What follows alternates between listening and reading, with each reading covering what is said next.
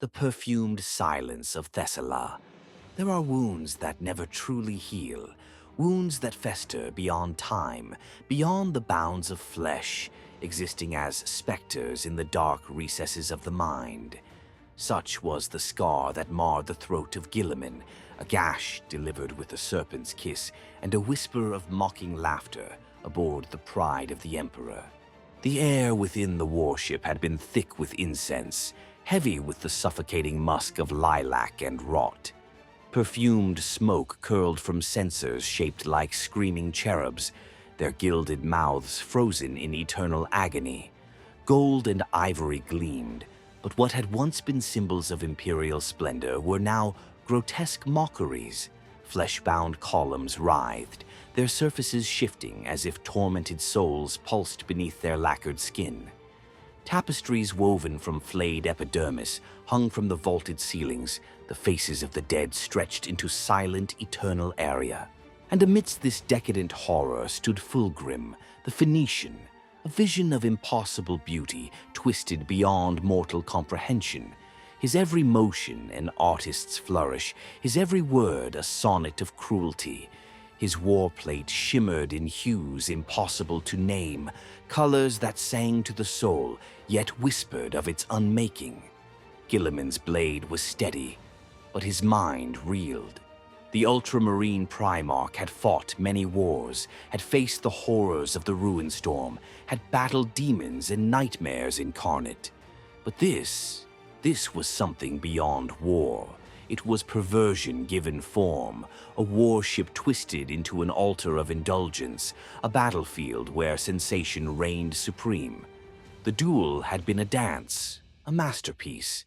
Guilliman's fought with precision, Fulgrim with extravagance. Every clash of their blades rang not like steel upon steel, but like the tolling of a great bell, each note discordant, each strike a crescendo in a battle composed for an audience of unseen, howling gods. Guilliman, the strategist, sought to end the fight swiftly, striking for the heart, the throat, the joints. Fulgrim, ever the aesthete, parried with mocking elegance, laughing as he weaved between fatal blows. Where Guilliman fought with duty, Fulgrim fought with joy. Where Guilliman sought victory, Fulgrim sought beauty. And in that moment, beauty lay in Guilliman's undoing. Then came the strike. With warp-tainted grace, Fulgrim's serpentine blade found its mark, slicing deep into the one vulnerability his preternatural senses had perceived. The old wound left by Cor Pharon's blade at Calth. The silvered edge kissed raw flesh, and for the first time in an age, Guilliman bled. His breath caught, his vision darkened. The wound burned with something deeper than poison, something more insidious than venom. It was the whisper of a god, the echo of a curse, a toxin not of molecules but of meaning. The primarch of the Ultramarines staggered, his unbreakable form suddenly breakable, his immortal body suddenly finite. And Fulgrim simply watched. The Phoenician tilted his head, his perfect face unreadable. For a moment, just a moment, there was disappointment. The moment was ruined.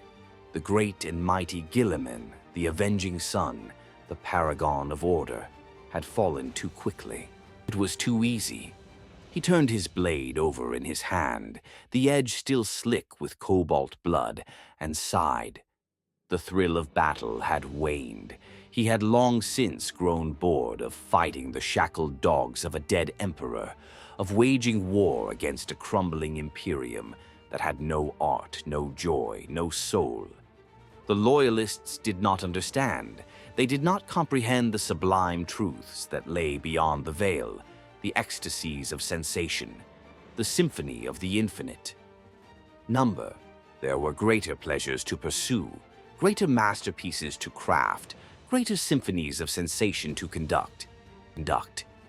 Guilliman, the unbreakable, had faltered, had bled, had collapsed. Fulgrim sheathed his blade with a flick of his wrist, turning on his heel as the pride of the Emperor shuddered with the screams of dying Ultramarines. He stepped through the archway. past columns of moaning flesh, past shrines of lacquered bone, past the tableau of his victory. With an exasperated sigh, he vanished into the warp, leaving Guilliman to his fate. For the Imperium, it was a grievous wound. For the Emperor's children, it was the beginning of their grandest descent.